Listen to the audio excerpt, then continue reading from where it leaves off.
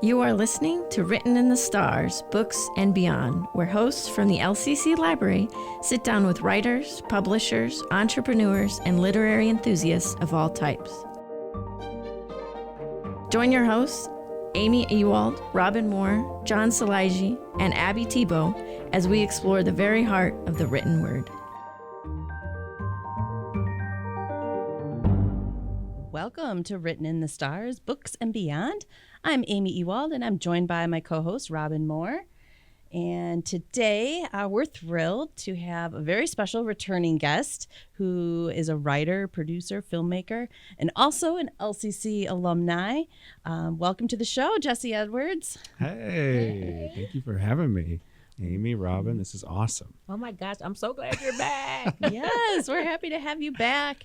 And today we're going to dive into Jesse's latest film, The Wildman of Shaggy Creek, which he is the writer, director, producer. I think he's got all the credits on that. Yes. So tell us, give us a quick little rundown about The Wildman of Shaggy Creek. Tell us a little bit about it. What's this film all about? Well, it's based on a book.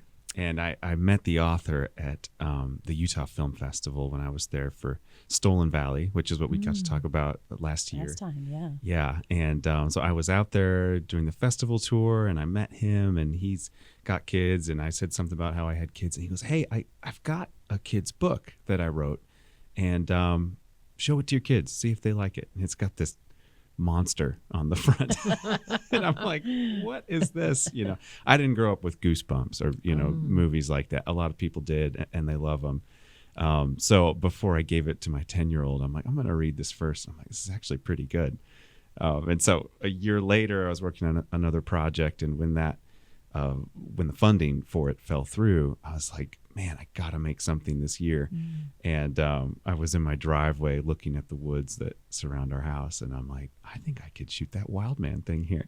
So I don't really love horror films. There are some really good ones, and this is about as close as I feel like I'd want to get to making a really scary movie. It's funny, it's sweet, it's got a very uplifting and heartfelt ending.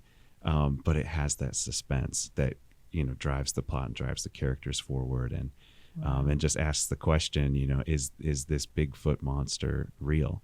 And the kids have to play detective and try to figure that out for the film. Wow. So it's definitely, it is loosely a horror movie, right? It's but like it's a family. It's family fantasy is the genre, and that's what E.T. was. Goonies is kind of like that. I love Goonies, one of my favorites. Yes, I almost wore my Goonies shirt today. Oh, really? Yeah, because I was thinking that, and I looked at it in the drawer. I'm like, yeah, this movie's kind of seems along that line, Yeah. And kind of if you're a fan of Goosebumps and that series. Exactly. Yeah. But the Goosebumps movie is I think way more dramatic and intense than Wildman ever gets. I don't know if y'all have seen that. I've just seen the trailer. They did a live action remake. It looked pretty tense, and that's one of the challenges of adapting books to film is where do you push the envelope? Where do you make it more visually intense, or where do you just keep it in their head? Because in books you have access to the protagonist's mind and their thoughts, and you can do a lot of, is it that, or is it not that, or is it that, or is it? On film you have to show it. Yeah. So you have to make a choice. What are they seeing? What are they not seeing? And how did you do that? How did you make those choices? Or well, did you write the screenplay now on this? So I worked with Rob York, wrote the book. His pen name is R.H. Grimley. So if you look it up, that's what you see. And he's actually done a series. I think he has 12 of them or 8 of them in a 16-book series that he's still finishing. They're really cool. And so he had a teleplay of the book, like 50 pages, that he had tried to develop years before. And so he sent that to me, and I adapted that to a full-length feature. So it was a lot of it was very fun because the core of the plot and how it starts, the problems they face and where it goes, that was all done. And I just got to embellish and really just add a lot of a lot of, I think, what I'm passionate about into the characters' development throughout it. So I got to add more dialogue scenes. I got to add some more family conflict, some more conflict with the friends, and just, flesh out what was already a really great premise.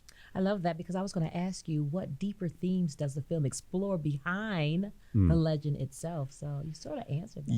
Yeah. I mean, my wife said something funny. She's like, "So what's this thing about?" And I'm like, "Well, it's about this, like, this boy who's like afraid of the woods, and he's afraid of going out into them by himself and doing something that's really hard." And she's like, "Yeah, that doesn't sound familiar." And I'm like, "What?" And the context of that is this was the first movie that I was producing solely on my own. I was a part of a bigger production company with my last film, and so that, like, me stepping into the woods was like the unknown of, like, I don't have all of the partners I had before, and I'm going out on a big limb here and really starting over with the team that I'm able to bring together to make the film. So, and no, that's not to say this was made by myself at all. No film can be, really. It's a team sport. You have to have a lot of people in it. But I was starting a brand new team, and starting over there. It sounds like it's kind of you challenged yourself a little bit, right? Yeah, absolutely. You started to list some of the credits earlier, and I'm like, it's too many, because it's really hard. But I think you have to do the best you can with what you have, with where you are, and there's a lot of excuses that you will make as an artist. So, it's not the right time, or I'm doing too much. It's too short, it's too fast, there's the prep time's too short, we're moving too fast. Those are the voices I had to fight against, and just say, no, this is what we have, and we're going to make the best of it and move forward. So because that's what I was facing, that became a lot of the theme in the script of what the main character deals with.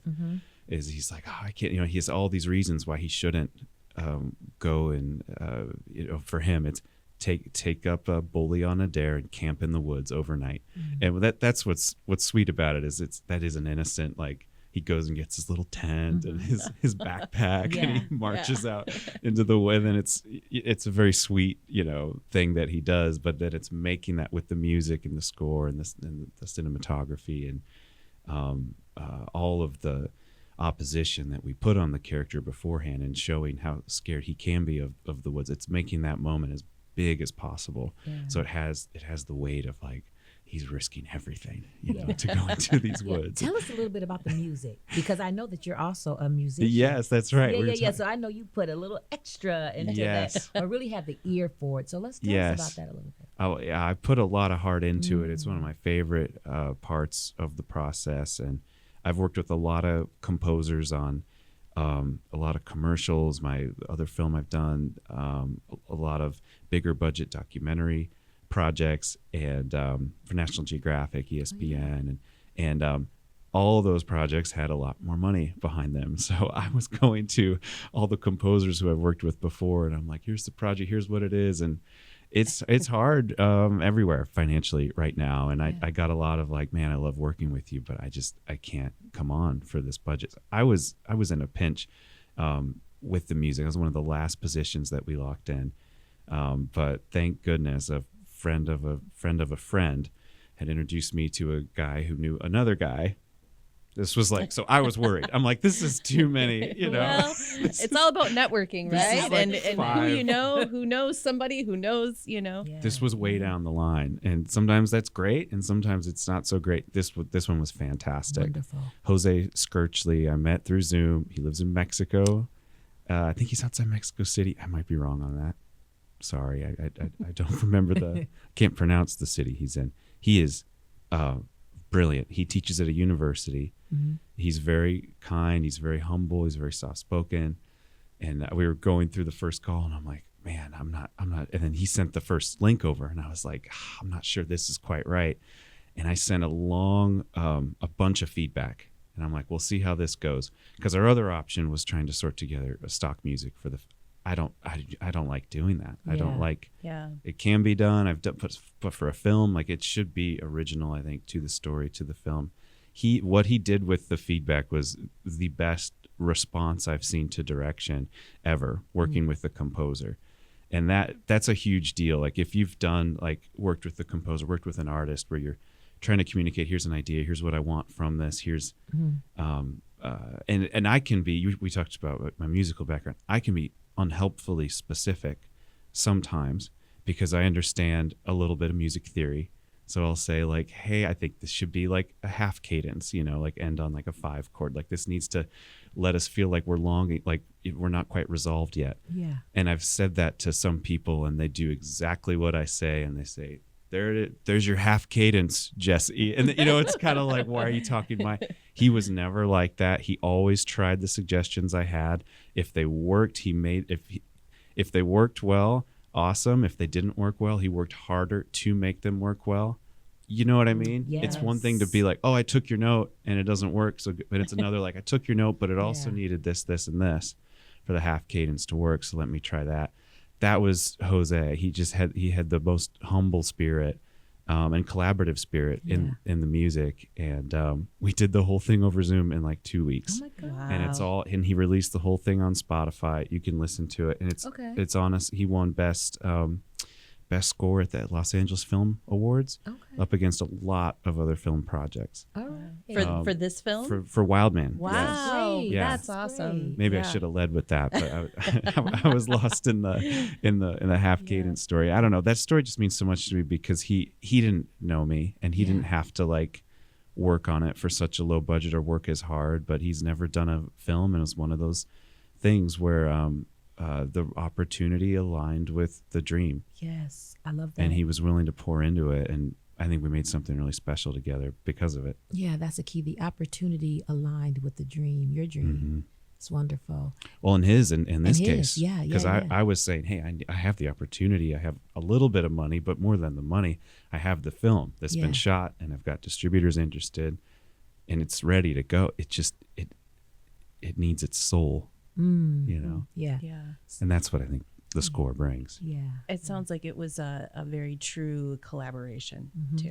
right? Very, yeah. That, We spent a lot of like time. you were saying, Yeah. you give them notes and then they make something, but then they also improve, they keep working. You and have it's a to, back and yeah. forth. Yeah. Yeah, it has to be. As soon as it becomes like, oh, well, that's what you said, so here it is. It's like, oh, they're kind of done. Like they've given up, Right. Mm-hmm. Right. So, and you never want to get there. You always want it to be a conversation. And, well, how do you feel about that? Do you think that's a good idea? Yeah. Do you like that note? Here's what I think it could be, but I could be wrong. I haven't heard it yet. What do you think? Yeah. It's a lot of that. And when it wins an award like that too, then you kind of know like, yes, because when you collaborate, I think it always makes things better, right? In a true collaboration like that. Yeah. And the fact that he got an award for it, that says a lot. That's So, awesome. Yeah. congratulations. Thank you so Yeah, much. that's Yeah. so cool. Oh, thank you. Yeah, I'm very proud of it. Yeah. I'm so excited about the film. I can't know, wait. I know. So what? Tell us a little bit more. What was like the biggest challenge that you faced in filming or in writing or any parts of this film? Man, there's so many. Weather. What are you most interested in? The access? actual shoot side, or Yeah, like tell us production? where it was filmed. Can you say your neighborhood? well, yeah, I was looking at my at my backyard. Yes, which isn't. It's not. You didn't film the movie back there. We filmed a couple pickups there. Okay. Because there's a few trees. There's like, I don't know, 20 yards of trees between our house and then the other house. Like, in the winter you could see another house. In the summer, fall, or you can't, which is nice because the trees come in. So, that story about seeing it and thinking we could do that. That was the inspiration that got me going, which honestly might be the hardest part of the entire thing is like giving yourself that green light. This was a self-funded project.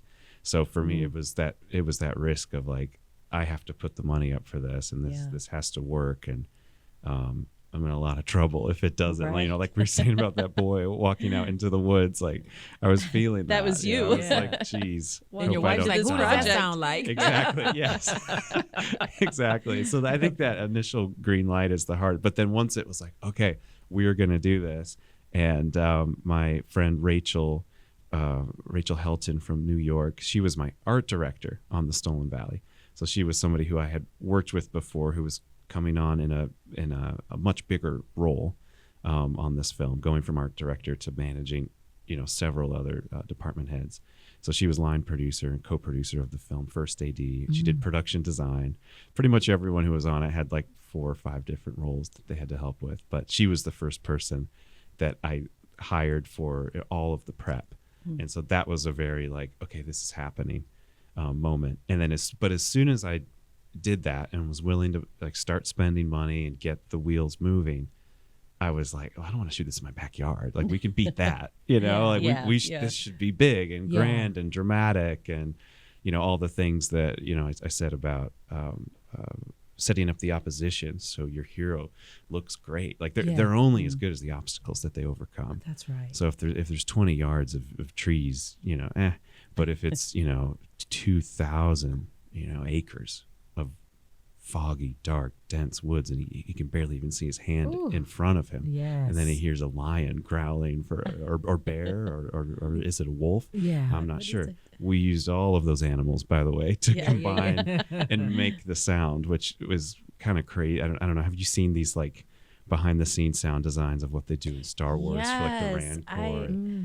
I just got to tour the Warner Brothers studio out in LA. Oh, so and cool. they did there's a name for it too, of like those sounds and the recording, when they Foley artists maybe. Yeah, I think that's what it was. And they had a couple different things that you could look at and listen to of them doing. It's just unbelievable, like the it's different really cool. animals and Really scrapes cool. and metal that they combine, to make these really dramatic, fictional sounds because they're not real. Right. So we got a very big state park, I think, or city park. I'm not sure now. It's called Oaklands Park. It's down in Murfreesboro, and it's about 30 minutes south of where I live in Nashville. And then there's a school down there we shot at, and then we spent a long time reaching out to houses of like through what's it called? Oh, Zillow. People who are selling their homes. Mm-hmm.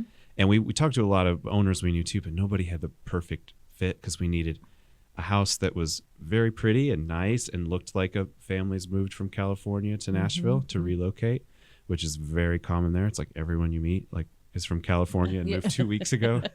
It's like, it's so it needed to look great and nice, but then needed to be just surrounded by trees. Yeah. And in the story, it's the Shaggy Creek woods are the only thing between the home and the school. And so when they're down a car or when it rains, there's a couple different pinch points where we kind of force him into like the only way to get out is to go through those woods.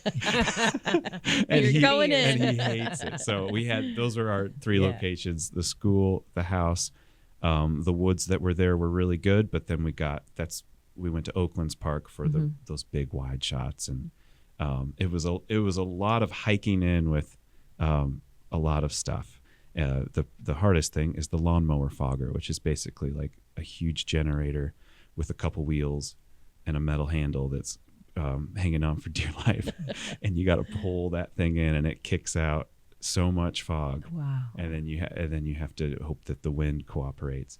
But that's how you get those like Indiana Jones, like Jurassic Park. You got the rays of light coming through, and it's dense and it's dark. That's how we got all of that stuff. Wow. So it evolved and grew as it should. Right. It's but you have to get going. Mm-hmm. You got to start somewhere, huh? You do. Yeah. Absolutely. Even if it's just the backyard, right? Exactly. Yeah. Yeah. Yep. And it's funny because that was one of our last, like when we needed to finish the script, there was a pickup from when he falls and thinks he sees. I can't tell you what. He falls and thinks he sees a thing, and we needed a couple more shots of that. And this is while we were in post, and it was like, well, we can't get everybody and go. But I'm like, well, if it's just here, we actually can do that in the backyard. So we reached back out and brought everybody over. And, I'm thinking about the casting. Yes. The It's young, a great It's cast. a great cast. So how Yeah. did you find your cast? I mean, how did that come about? I mean, we got the ball rolling, Yeah. and we reached out to all the agencies I've worked with Mm-hmm. before. They had some people. We had everybody. We have like a sample script Mm-hmm. that we send to everybody with a character description, and then we do like everybody submits their auditions through their agent or Yeah. directly through us if we found them, because we do like Facebook posts or backstage. Oh, And wow. it's a very much like a shotgun blast, like get what we need out to as many people as possible and try to get them to just submit one thing that we can look at, which is like a 30 to 60 second clip, like, hi, here's my name, Yeah. and I'm reading for Scott, and then it goes black and it comes back up and they say the lines from a scene, and that's it. And you know pretty quick, usually before they're even reading the script, like, is this a fit or is it not? Yeah. Yeah. So the main character, the little boy. So Yes. was that his first time? Like That is, yeah. Oh, wow. That's his first film. his first film? Uh-huh. And Yeah. he's done some, like, a lot of them do like, theater, Yeah. musical. They have, so they all have experience. Yeah, Otherwise yeah. they wouldn't be wanting to audition for it. So Was wow. was it a little different working with younger actors like that than Yeah, know, than adults and older. that? Yeah. Yeah, absolutely. They're just everybody's still a kid at some point. We all just have different baggage that we've picked up along the way. So the kids just don't have, like, they're so, I think the biggest thing, noteworthy piece is the enthusiasm. That, I mean, they're not jaded at Yeah. all. They haven't been burned. yeah the And it's so excitement? sweet. Yeah. It's kind of like Makes it contagious. easy. Yeah, it makes it easy to stay excited and positive about what you're doing. Whereas when you work really hard on, developing a script and a project and a film, and you're afraid and you aren't sure how you're going to do it, and you feel alone, you reach out and people come, and then it's still super hard, and you work for months, and then you get up to the day and the person's like, all you have is light roast coffee. Where's the snack? It's like, we don't get steak Where's tonight. craft services? Yeah. can we send someone out for some sushi? Yeah. Yeah. Right. I can't eat that. We're like, oh, we said we were having these sandwiches. I can't eat Yeah. that. And the kids are like, can we just get some popcorn? The kids are just stoked. They're just so happy. There's none of that. There's There's I no love ego that. there. yeah, Yeah. And what an So- opportunity for them. huge. Huge. Thanks for offering that. It's really big, and all of them seem to get that, which was really special. Because you work with some kids who they just expect it, and that was not any of these kids. Yeah. Yeah. Oh my gosh. It's cool. It is. Yeah. Yeah. I'm so excited. For Are it. there, thank you. when you're creating a film though that is for family or a family film, Yeah. again, is there different considerations than when you're creating like more a mature audience versus a family, like in your choices in directing, your choices in the writing? Yeah, absolutely. A lot in the writing. I feel like once that's there, you kind of, there's certain ways that you would frame shots Yeah. for a more mature audience. Right. And that's different. I didn't have to do too. I think the biggest changes were in the writing and were in the conflict that was presented. Yeah. Because I think what you lean towards is, and what you should lean towards, is make this as hard as possible on your main character. So their choices are even more brave, and that you develop more empathy and for the character, from the audience, and but you have to draw the line, like you said. Like, you can't. I don't want the mom or dad like just berating the child, shaming him, Yes. or Yeah. like, Yeah. for example, in a more mature movie, you may have a parent, or you may have a main character with a abusive or traumatic history with their parents. That has no place in a PG. Yeah. Well, if the dad, if you tell me you think there's a monster again, I'm getting my belt out. Yeah. No, right? Yeah, no, and it has no place. But in some, but then you think of Forrest Gump, which is like a PG-13 film. The character and the scene where they go sit at the house and she's running from her dad, who's like chasing her. and it makes you feel something. Yes. And that's done so tastefully, and it's done so well. But that's not, you don't show that to your 8-year-old No. and say, Traumatizing. check it out. Yeah. Look how good this Check is. it out. So you have to make those choices. And Well, I can remember being a kid, and my parents took me to see the movie Gremlins. Oh, Remember Gremlins? that Yes, movie I- freaked me out. Yeah, and they it I can did. remember driving home. It was in the winter time too, and I'm in the back seat, and my parents were like, is she gonna be okay after watching that movie? And like they were so concerned because it was Yeah. it was kind of scary for Yeah.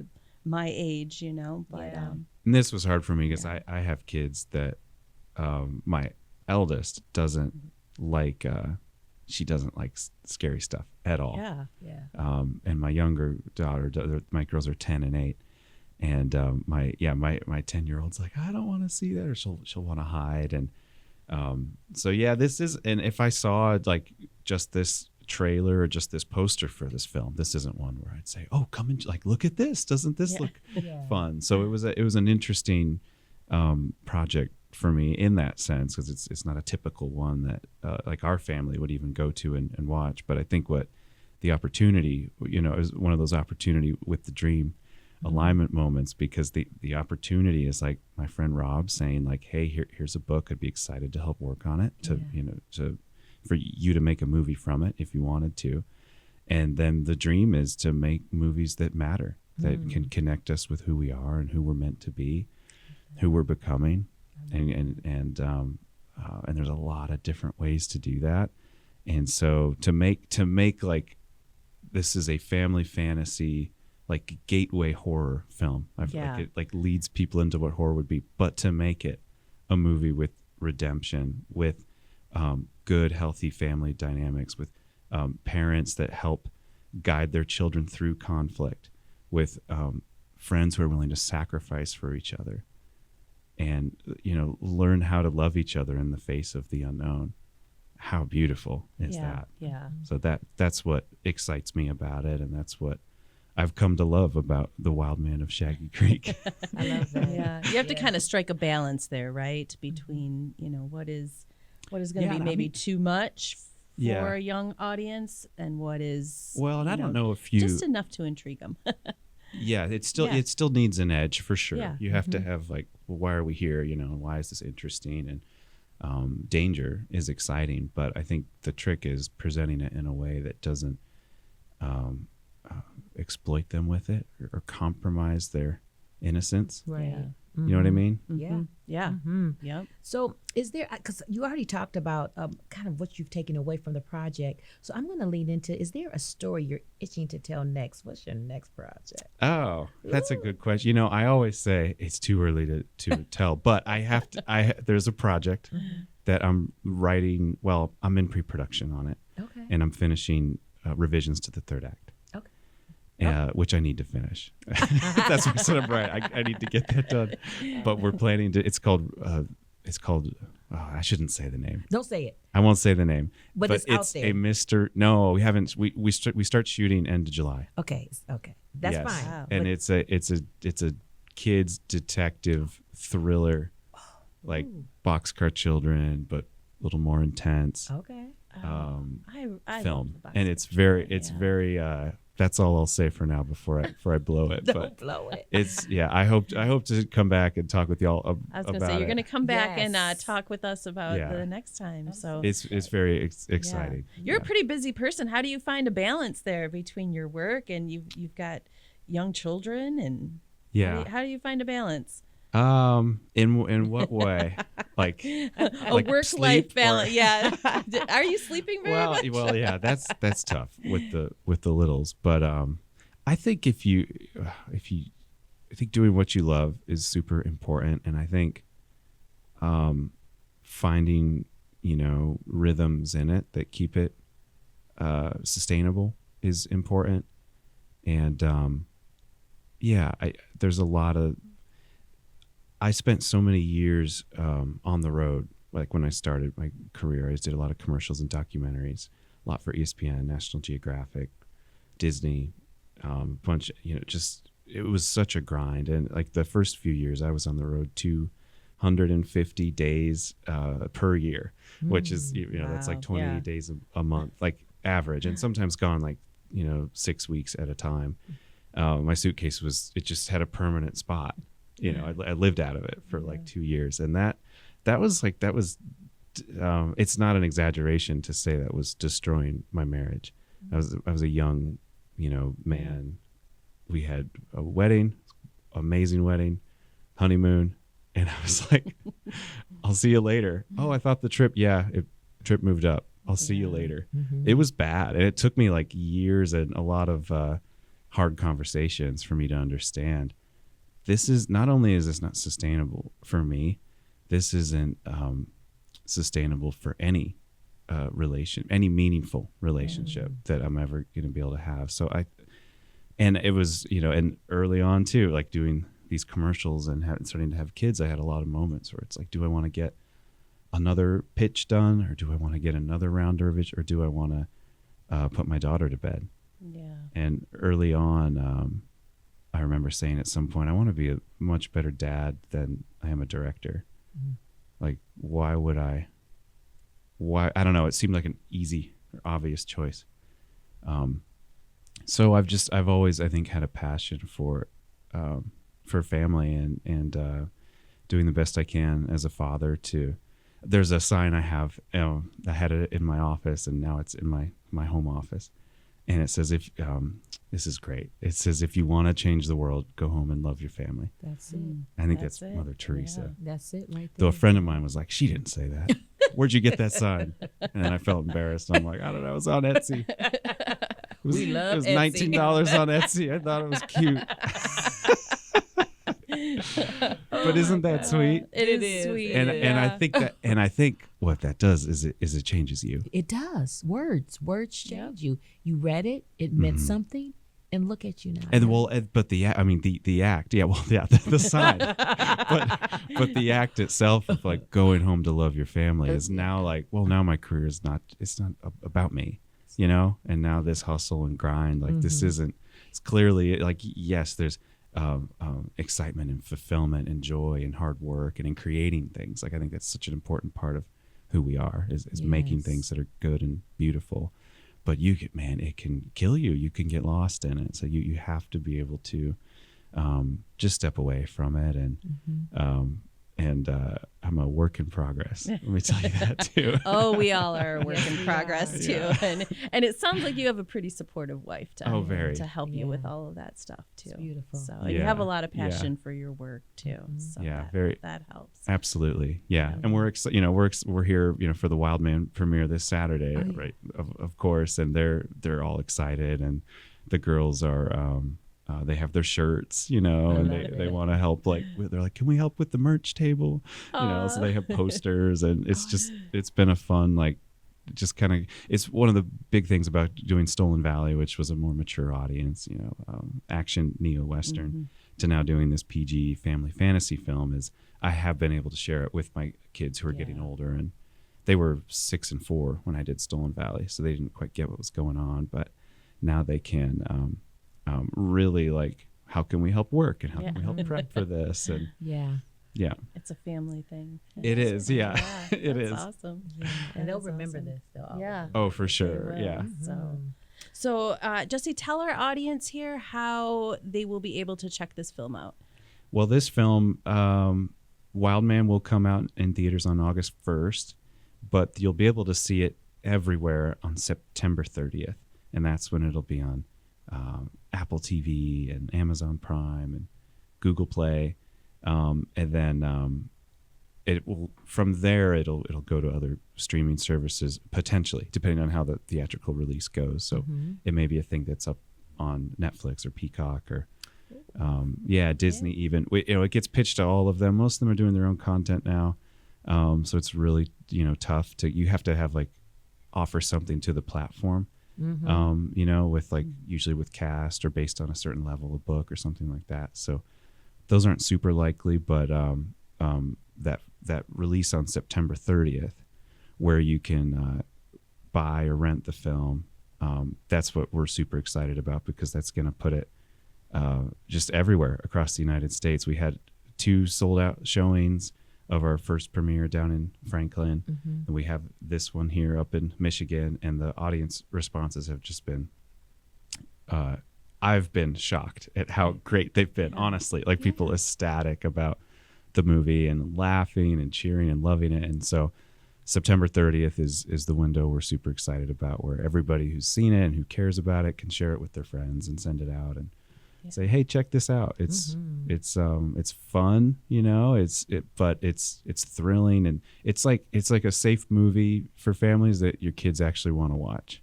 Yeah. You know? Yeah. Well, I can't wait to wear their hat, because that's going to be my talking point. Oh, Right, thank you. Yeah. Wildman. Wildman. I thought that's kind of a cool hat. I love You know? It's a cool one. I think so. That was also on Etsy. Yeah. Shout out to Etsy. Thank you, Etsy, Yes, for thank you. sponsoring this podcast. You can send the check to 322. Oh my goodness. Oh, well, Jesse, thank you so much for being here. Yes. And I encourage our audience and our listeners to check out The Wildman of Shaggy Creek. Yes. And also, if you'd like to hear more from Jesse, you can check out our earlier episode of Written in the Stars, where we had Jesse on. He talked about the Stolen Valley. So feel free to check that out to our listeners. And thank you, everybody, for being here. Thanks for listening. Yeah, Thank this was you. awesome. Thank you all Yes. so much. You have been listening to Written in the Stars, Books and Beyond. Visit lcc.edu/library to find the titles discussed in this episode. You can find previous episodes of Written in the Stars and other LCC Connect shows at lccconnect.com.